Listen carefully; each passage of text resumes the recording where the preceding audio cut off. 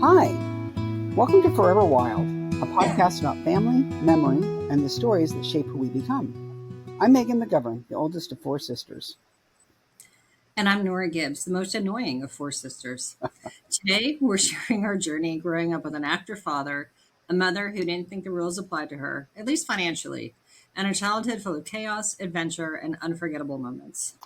Every episode, we tell stories about our childhood, and we talk about how siblings who come from the same families can see their past in very different ways, and how we carry that forward into our lives today. Thank you for joining us. This is Forever Wild. All right, Nora, so what are we going to talk about today? Well, I said I'm annoying, but I'm actually annoyed with everything. Maybe I should just say I'm the most annoyed of the McGovern girls. Everything's annoying right now. Oh my gosh. My friends make fun of me when I say I'm stabby. And that just means I just want to stab someone. And I know that's probably not the nice, kind way that you live your life, but No, well, the other thing is you can't say that on Facebook or they block you. You can't. oh my gosh. You know how many times I've gotten kicked off Facebook for saying I want to stab someone or I want to strangle someone? I think it's funny we're talking about this because today we'll go into mom and why she did things and the way that you yourself about things. Maybe this is why we do these things. Okay, well, that's the first time I've ever thought of that. Mom used to say stuff like that all the time. Oh, all the time. But She used to anyway, say, she used to be really violent in her language, but she didn't hit us. So who knows? no, she never did. She never did. Yeah, again, that point. So, all right. So we ended last week's episode, and I know we went over last week. So if you listen to the very end, I will Venmo you $5. Just send me a request, and we'll go from there. But we ended as we moved into a house in the San Fernando Valley, right next to the Sherman Oaks Galleria, which is the Galleria from Valley Girl. As if anybody knows what that is anymore. Okay, well, back in the 80s, everyone knows what a Valley Girl is. We were the heart of the Valley. We were Valley Girls. We were, mid 80s. It was what, 1985, 86 at this point? It was 85. 85. I was 10 years old. Oh no, Meagan was it was the 30. spring. It was the spring of '86. So I was a senior in high school for. Oh, it was spring of '86 because the Challenger blew up in January. Yeah, So we're spring of '86. This whole so thing I was 1986, which is like peak '80s. I was 11. Yes, we were into all the cool music, and yes, my whole high school experience was shaped by 1986 and all the people there and all the music of that era. So you were still going. Were you still in the magnet program at the school? I was still in the magnet program, and I graduated in May of 1986. And then in the fall, or in June, actually, we graduated because Susie and I still went together. Susie was still living with us.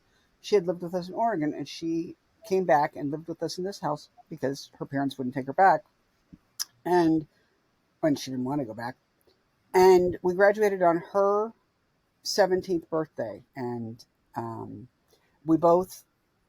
Mom had, there's a lot. Okay, so from here on in is where I feel like I get screwed over a bit. And obviously, you get screwed over a lot in this. It's not a trauma Olympics, but I was smart. I wanted to go to college. I was really into going to college. I wanted to be an underwater archaeologist. I was very into going to college. But because we had lived in Oregon, I never took the SAT. And I didn't understand how. Oh, and I had never applied to colleges. I didn't know how. And the month so remember that Christmas we were talking about in Oregon where everything was so chaotic? That was the deadline for college applications was that week. That was that Christmas. So did Mom at any point ever talk to you about college applications? Did she ever say, yeah, she said, I'm going to be very disappointed in you if you don't go to Harvard. I'm going to be very disappointed in you. And I'm very disappointed that you don't have straight A's and you're not going to Harvard. I'm also disappointed in you that you didn't go to Harvard. And why didn't you go to a good college? And what was wrong with you that you didn't figure this out and go to a good college? And I didn't know that all college applications were due January 1st of that year. Well, so here's the thing. Mom went to college in San Francisco from New York City. How did she make that happen? She went to Hunter College first, and she went to Wagner College, and she failed out of both of those. And this is a long story because I think other things happened while she was there. I think she had a baby while she was in college. Maybe that was later. She had 2 babies in her 20s, and I'm not sure when. But I'm just curious, like, how did she, like, who helped her apply for that? How did she know that was an option? Because, like, her parents, like, I loved grandpa and grandma, obviously, but grandma was, like, Polish, didn't really speak a lot. I don't her think she was the senior type who would her get senior year of into. high school, maybe she was a junior in high school, and Aunt Maggie knows all the details because she's still mad about it. But either her junior or senior year of high school, mom had a baby, and she had it at a home for nuns, and she had to go away for 6 months. And Right. so that really screwed up her whole high school curriculum and education, as you would think. But she did go to an all girls Catholic high school with nuns, and she got a great education and she had decent grades. And I think they helped her go to a college. But she wasn't in any shape psychologically to do well in college. And I know I Right. can't remember whether she went to Hunter or Wagner. They're both in New York City. And she said she would take the ferry in and go to school. But I think she found, alcohol and men and life and didn't do well. And I don't know how long she lasted either one. And then she did go to college in San Francisco, but my guess is that it was for a semester, for a year. It was not for very long. And she never graduated from anywhere. And she just gave And up. obviously, I mean, the college application, process had changed dramatically from the mid 50s till the Right, mid 80s. right. I was just curious as to how I, she was able to get it I think together that the nuns just, your senior year, they sat you down and said, "This, where would you want to go?" And they helped you fill out from the the South, application, and this and is that how you was do it. it. And Gotcha. Okay. and so for me, I just didn't even understand that that was something I was supposed to do. And by the time we Right. got back to LA and got settled back into school, it was too late to apply anywhere except our local community college. And to be fair, the two guys that Susie and I were dating and who were our best friends, we were kind of a foursome from that point on. They also Hey, went to the Chris. community college, and I don't know why they didn't end up going somewhere different. They were both, I mean, we were at a magnet school for highly gifted, motivated kids with parents who were involved. And I don't know why they didn't end up going to better schools. Josh's family had money. I remember Josh having, I Yeah. don't know about Chris' family. Josh's family was wealthy. I And don't and remember. his father was a lawyer. And so I don't Right. know why he ended up at the community college to start with. But I Huh. ended up at a community college where if you went there for 2 years and got a decent GPA, you could transfer to UCLA. And Gotcha. so I was very excited about that. And um, I believed that that was what I was going to do. And I was going to go to UCLA and go for archaeology. Okay. Sorry. It's just been on my mind. I was wondering, like, how did mom end up going to college and get into all of these colleges, and she never had the wherewithal to help you apply for them? Well, I think she, for all of her issues, I don't know whether she had ADHD or learning disabilities or anything else, or whether she was just mentally ill. I can't see mom sitting down and going through Like, out the and writing a paperwork. paper and doing the work. Yeah. I mean, I didn't either. I went to, Yeah. it took me years to go through college, and I didn't know why I couldn't sit down and do the work. I was interested. I loved to talk to the teachers. I loved the topics and I loved the projects. But when it came to sitting down and writing a paper, I couldn't get my ass in a chair. Gotcha. All right. So you were in high school still, and then moving into college and Right, graduated from right. this house. And this is the house we were living in when mom had a couple of our friends living with us, Katie's friends and your friends. So at this point, it was Katie and Tyra. And Tyra was Katie's best friend. And we talked about her a little bit in the last couple of episodes. Tyra had a big impact in our life, in that, or in my life anyway, that Tyra's mom, and I'm probably going to get some of these details right, but I'm just going to throw it out there. Tyra's mother started having an affair with Tyra's sister's boyfriend. And Tyra's sister was just 2 years older than Tyra. So Tyra's mom was, let's say, 35, 40 years old. She started having an affair with like a 17-year-old kid. And this boy was very abusive to Tyra, and like physically abusive, kind of took a role as the man of the house, and like started bossing around his ex-girlfriend, who was Tyra's sister. She ended up moving out. Tyra ended up moving in with us. And And Susie already lived with us. Susie already lived with us. And there was an article that a man named Ben Stein wrote for the Herald Tribune. It And Ben wasn't, Stein, there was no Herald Tribune. That's New York City. It was the LA, I don't know. You have the article. It was the LA I Herald, have I the think. article. Or I think Sorry. it was the LA Herald or The something. Herald Examiner. The Herald Examiner. Herald Examiner. Okay. So Ben Stein was writer for the Herald Examiner. And Ben Stein will be most famously known to most of you listening to this as the man in Ferris Bueller's Day Off who said Bueller, Bueller, Bueller, and Ferris Bueller. And And he became famous later for other stuff. He did a he was a stu- political advisor. he did a He did a show stupid called show called Ben Stein's Money. Wayne Ben Stein's Money, and the host of that, or his co-host on that show, or the host of that show, was Jimmy Kimmel, and that's how Jimmy Kimmel ended up becoming a late night talk show host, as Right, he got famous through Ben Stein. So Ben Stein wrote an article about the throwaway children of the San Fernando Valley, right. and it was basically about kids who were homeless or kids who were living with other people or kids who were just been kind of thrown away, but they all still had dreams. They had big dreams and they wanted to do this and that. So mom read that article and she wrote Ben Stein a letter and said, I actually house these kids. I have a house full of kids who've been abused, who've been hurt, who've been whatever. And that led to a phone call with her and Ben Stein. And Ben Stein wrote an article about our family. And Megan's going to post this article on her socials for everyone to look at and on the Forever Wild podcast page. But so Ben Stein wrote an article about the Valley's Keeper. The title of it is The Valley's Keeper of Disposable Children. And it was written in 1986. And it was a big article. And we started getting letters in the mail through the newspaper. I guess they went to Ben Stein and they were redirected to us. There were checks in the mail. Do you remember that? People would send us money. Yeah. Okay. So, and well, here's the things. Like what he says in here is, Maureen McGovern is a divorced woman in middle age. She lives in a ramshackle house, bursting with love and caring and children. Some of the children are hers, and some are children she took in. And he actually calls her a genuine hero of modern life. Oh, that's so kind. And then he says, my smart friend once told me that he could tell in one instant whether someone was for life or for death. Maureen McGovern is for life. Since she is also something of a poet, you might want to hear her own words about the way she lives and why. And she goes on and talks about how, she's helping these kids. And I, anyway, about basically how she's the savior of all of these children and about what wonderful things she's doing for these kids and how she's saving all of them. And to some degree, she was right. She gave them a safe place to live. She gave them food. She gave them hugs. She was good to them. They had a safe place to lay their head at night. And I think for a lot of teenagers in peril, that's what they need. Right. Well, and I think this is an interesting key is because my mother, we haven't gotten into men, sex, my mother, all of that yet. But one of the things she says here is, it's very typical of her. The problem starts with the father leaving. The mother panics and thinks she can't live without a new man. She starts running to health clubs and beauty safaris and single bars, beauty salons, not safaris. I don't even know What's a beauty safari? I want The to go on article's a not beauty. clear. A beauty salon and singles bars and single clubs and group therapy. And the children are just left behind.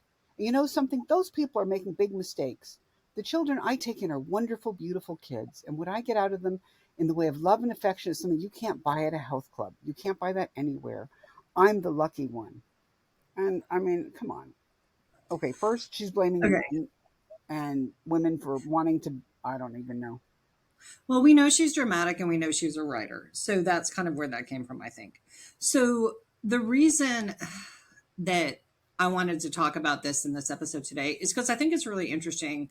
And you and I have talked about this before a little bit that, you know, why did mom take in kids? Did mom do it to make herself feel better as a mother? Like, hey, at least I'm not as bad as Tyra's mom, who started sleeping with her boyfriend, her sister's boyfriend. Or hey, at least I'm not as bad as Susie's mom, who XYZ.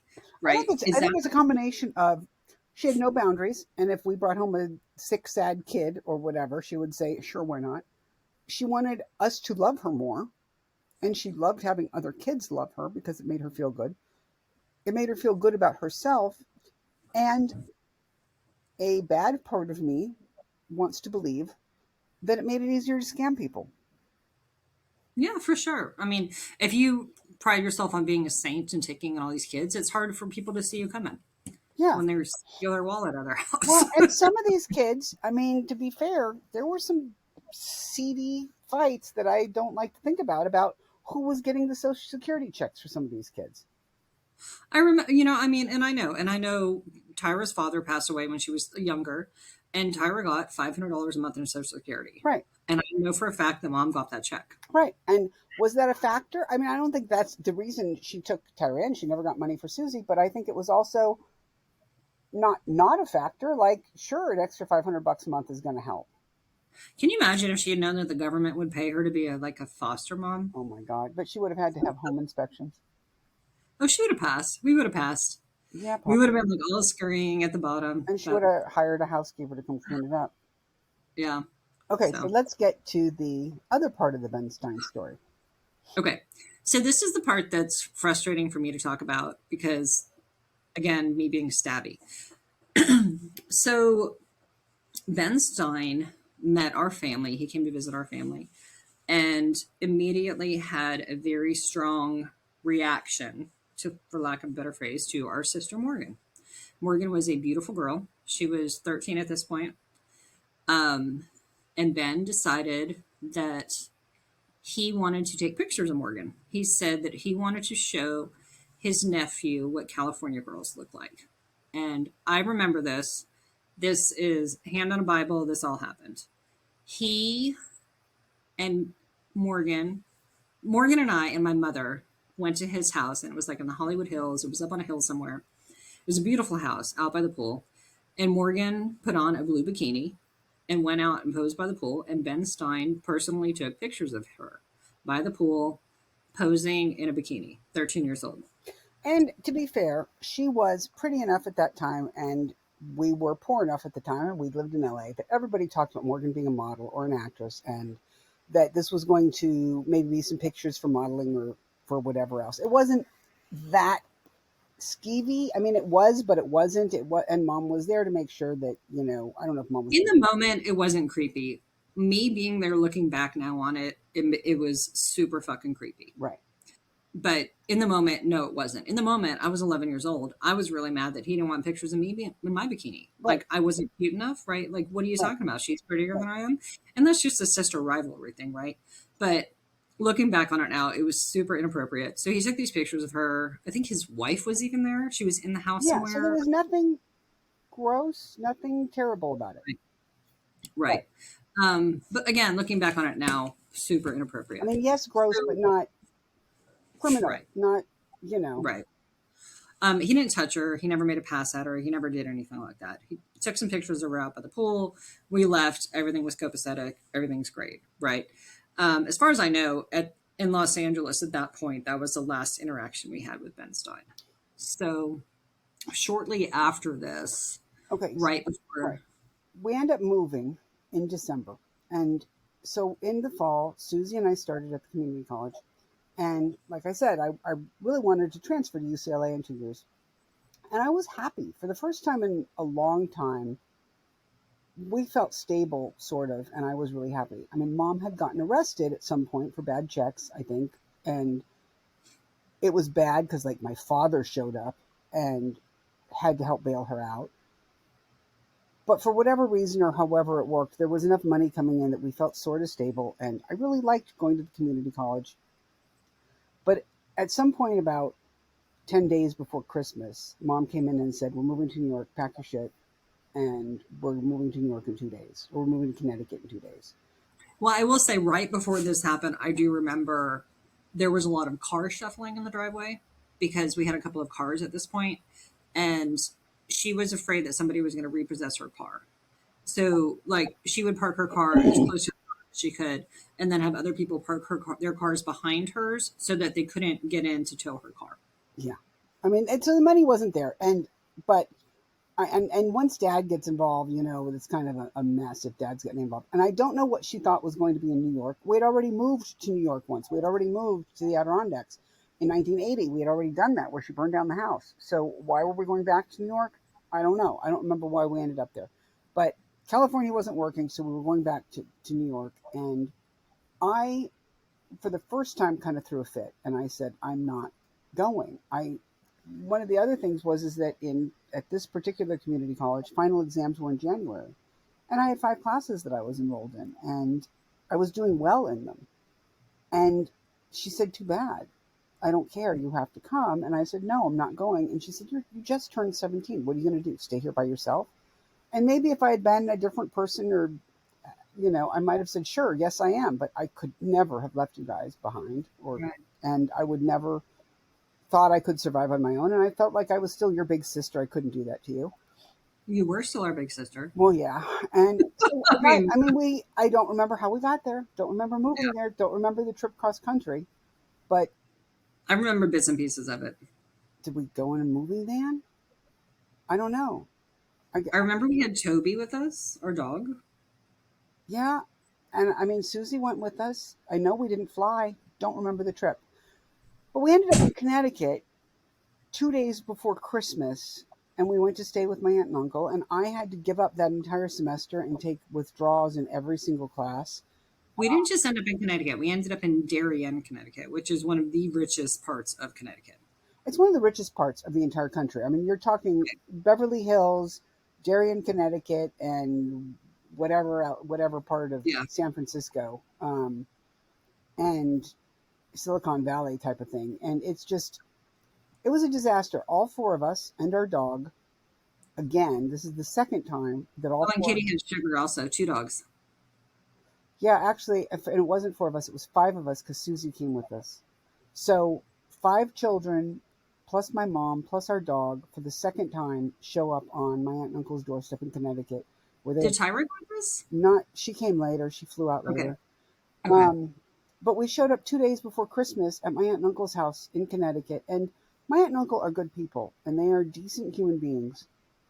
But nobody wants six homeless people showing up on their doorstep, or five. Yes, six homeless people showing up on their doorstep 2 days before Christmas with their dog. Plus two dogs. Yeah, two dogs, Yeah. and it was just a disaster. And I mean, so here we are again, 6 years later. Only this time we're smarter, wiser, and we understand that our aunt and uncle don't want us there, or they don't want us to be in this circumstance there. And it was just awful.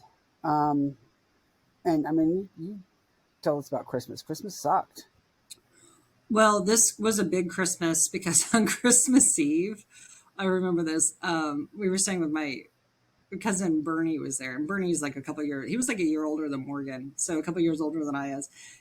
Everybody went out to midnight mass on Christmas Eve, like all the adults and big kids, and Morgan and I and Bernie and his friend Toph, Christopher Toph, we all stayed behind, and they got drunk on Molson Golden Wow. because they were like 15 or 16, and Toph threw up everywhere, and it was like horrific vomiting, right? And right as soon as he was done throwing up, Uncle Bernie walks in, and it's like Christmas Eve, vomit all over the playroom, and he's like, "What is happening?" And I think for a minute there, he thought it was like me and Morgan. I'm like, "Dude, I'm like 11 years old. This has nothing to do with me, you know." And so it was Bernie and Toph, but it was kind of a interesting thing.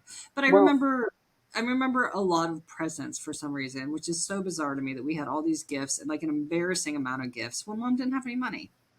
right. And either she borrowed the money from them and then bought the presents, or she stole the money, and they knew that, and we didn't know that. I mean, not really. We didn't understand how it all worked, but we do know there was like resentment. And my big thing with this was, hold on 1 second. My big thing with this was, remember how I just said that, the year before I'd had to apply to all these colleges. Right. My cousin is 3 months younger than I am, and she was a year behind me in school, and she was applying to colleges, and all of her college applications were due the first week in January. So on her desk in her beautiful organized bedroom where she had always lived and always had beautiful furniture and beautiful things were 12 different college applications lined up with letters of recommendation for professors and copies of her grades. And she was writing in her own handwriting, or maybe even on a typewriter. I don't remember what you used in those days. I feel like it was a typewriter. I remember her Yeah, typing. in her college essays and filling out the applications essays and why she wanted that. And I was almost knocked over by jealousy and envy and anger and resentment at my mother. And they were already talking about how they were going to move her into the dorms and where they were going to go and which college she wanted to go to. And I was so furious. And I mean, I can still feel that viscerally. And it wasn't her fault. She's just going to college. She's doing what she's supposed I to. remember she had a little. I remember she had Aunt Sonia's checkbook next to her, Yes, because she had to write and a she had check a for each. checkbook that she was just writing a check for the college applications. And I can just remember thinking, like, I can't imagine having my own, like, having access to a checkbook that there was money in the account and you could just write a check for something that you needed.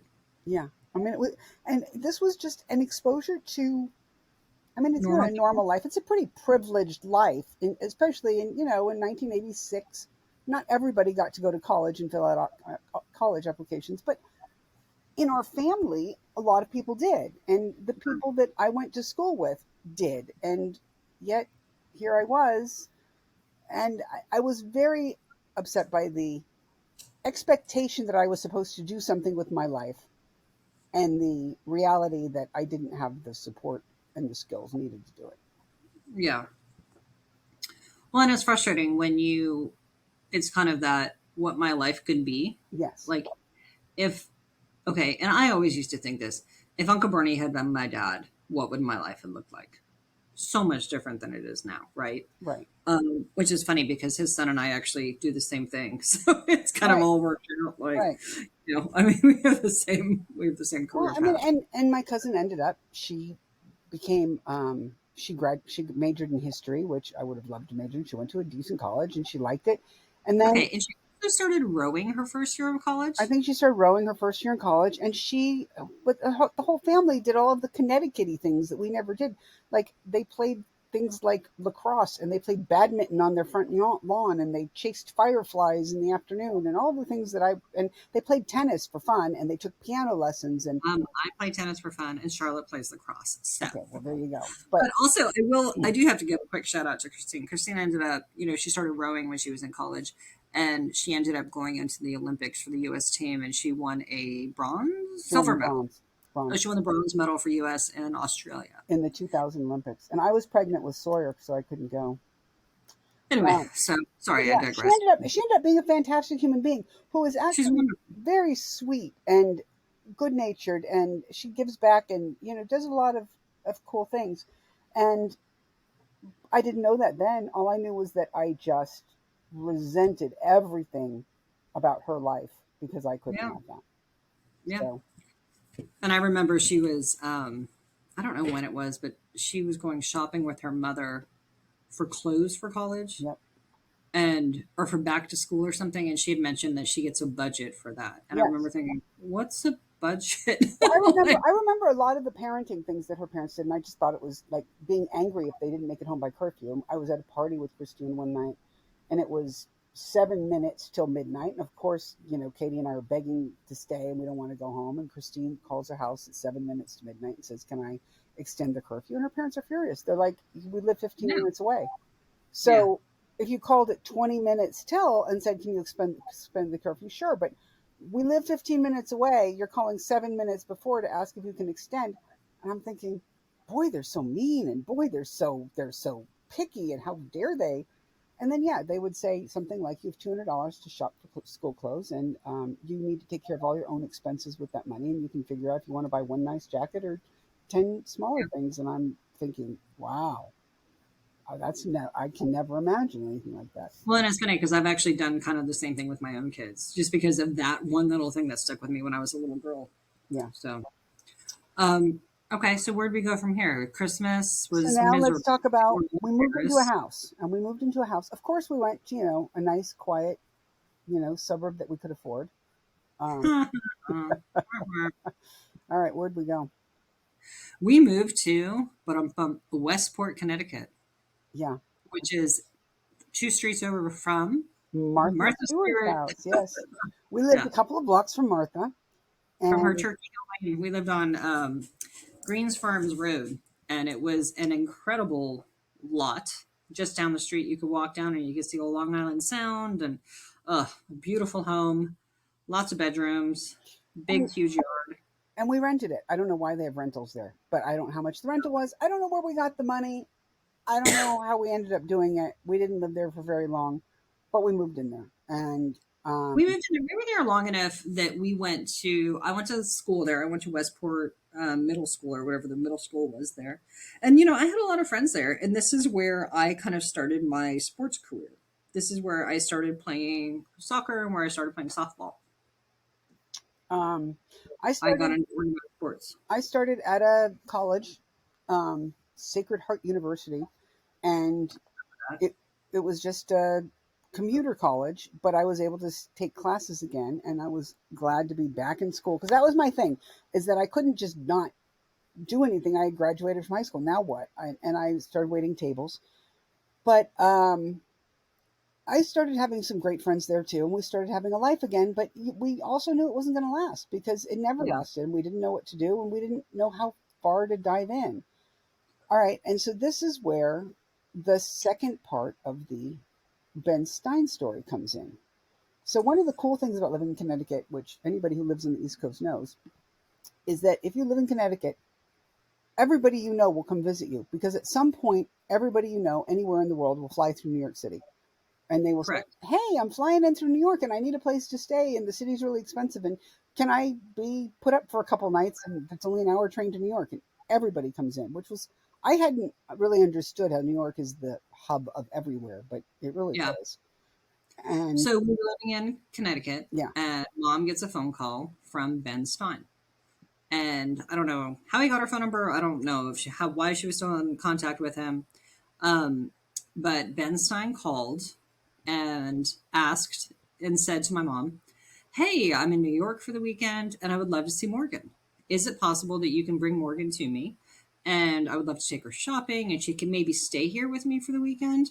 And I'd love to just kind of hang out with her and show her the city, take her to a show, and take her shopping for the weekend. She's more than welcome to stay with me in my hotel."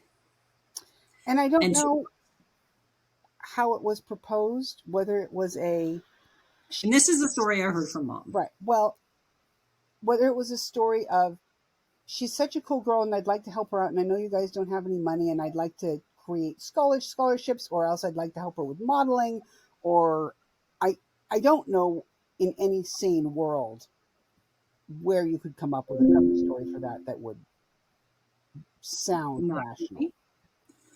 To mom's credit, mom said, "Absolutely not. That is never going to happen," and hung up the phone. What was but I mean how could anybody have a cover story that sounds even remotely normal? I mean I don't know what I mean it was obvious what he was proposing. For sure. And I don't know, did he see a desperate woman thinking she was going to pimp her daughter out? Did he see an opportunity to take advantage of Morgan when Morgan was in a vulnerable position, offer her things? I mean, at this point, she's 14. It was after December, so she's 14 at this point. Yeah. Doesn't make it any better. She's a child, right? Right. No, And she's it's Scout's just, age. the whole thing is just, it's so uncomfortable to talk about that I didn't honestly wrap my head around the whole thing and think about the whole thing until about a year ago when I really started thinking about it. When I had couple of teenagers, just thinking, what the fuck is wrong with this guy? Well, I was a reporter for a while in different venues, and one of the things when I was at years later, I was in Houston, and I was a reporter for the Republican, and I was covering the Republican National Convention, um, whatever year that was, 94, 96, whenever it was, and one of the people there, one of the reporters there was a reporter for Spy Magazine. I don't know, Spy Magazine doesn't exist anymore, but it Yeah. was a really cool magazine that I loved. And they had an article on Ben Stein, or they had little snarky snippets in some of their places. And I think Ben Stein was probably a Republican reporter or a Republican commentator or whatever. He was a political advisor, if I remember correctly. Yeah, I think he was like an analyst or something. He was always involved in politics. And Spy Magazine had a snarky thing come out that said, "Everybody knows that Ben Stein likes him young," Oof. something like that. There was, and I can't find the clip anywhere in any newspaper articles or anywhere else because Spy Magazine doesn't exist anymore and the archives aren't online. But I know that it said something about it's a well known fact that Ben Stein likes him young and cute or something like that. And so Wow. now every time the conspiracy theory about pedophiles in Hollywood and the cover up comes up, I'm like, well, maybe they were onto something. I don't think they're drinking children's blood, but I do think they were onto something with Yeah, hiding the bad guys. there's some creepy people out there for sure. Yeah, and So, is he going to sue us? I don't care. He can sue me. but I mean, you can't sue people for saying things that happened. That's true. What's he going to say? It didn't happen. We have a proof, and he's going to come out and say he's never met our family. Here's an article you wrote about my family. You've met our family. Right. How can I describe his house and his backyard if I've never been to his He house? never made that phone call and invited Morgan. Okay, I'll say Okay, if he sues that's me for fine. $1 million, I'll take it back. I'm so Um, sorry. My mother told me that. My mother, who, whatever, is we were also a there. liar. Is also a liar and a creep. I'm so sorry. She's been dead for 6 years. I Yeah. apologize. So, Um, anyway, I'm not worried about him. He's a creep. And if he or his people listen to this, you're a creep. but I do think it shows how vulnerable we were seen, or vulnerable we appeared to be, and I think Yeah. it shows. You know, I don't think anybody would have done this if there were a father in the house. You Well, know. it's just kind of scary that, I mean, like, what other people are being picked apart or, preyed upon like that? You Yeah. know, Yeah. it's a scary thing. Well, I think we have talked about Ben Stein as much as I want to talk about that piece of, what. Um, and I think our time in Connecticut is coming to a close, or the first part of our time in Connecticut is coming to a close, so we can stay on time and not bore all of our listeners. Well, Um, because guess what? Guess where we go next time? We go back to the Adirondacks. It's like Back we to go the back to Future. the Adirondacks. It's like we were in the Yeah. Adirondacks and my mom burned the house down. And then, here we are 6 years later with a whole crew of kids. And although by this time it's 87, so yeah, or 88, 7, 8 years later, we're back to the Adirondacks with the same crew. And Well, there's one more house in Connecticut after this, and then we move to the Adirondacks. But we'll talk about that next week. yeah, but I mean, it just seems like it all cycles back and forth and doesn't really, I don't know if we learn much from it. Well, I don't know. And it's the one thing that's always so funny to me is people are like, "Where are you from?" I'm like, "Well, I'm from the East Coast, but I'm also from the West Coast." And they're like, "What are you talking about?" And I'm like, "I'm also from Texas." Like, they're like, "How are you from all these places?" I'm like, "Let me just give you the name of my podcast." That's what I'm going to say. Here's my podcast. Would you listen to it and leave us a review? That's really funny. Yeah. All right. So I think that's it for today. As always, thank you for listening to Forever Wild. And as always, if you've enjoyed the episode, let us know. Please leave us a review. We have coming to understand that the reviews really matter, so we appreciate that.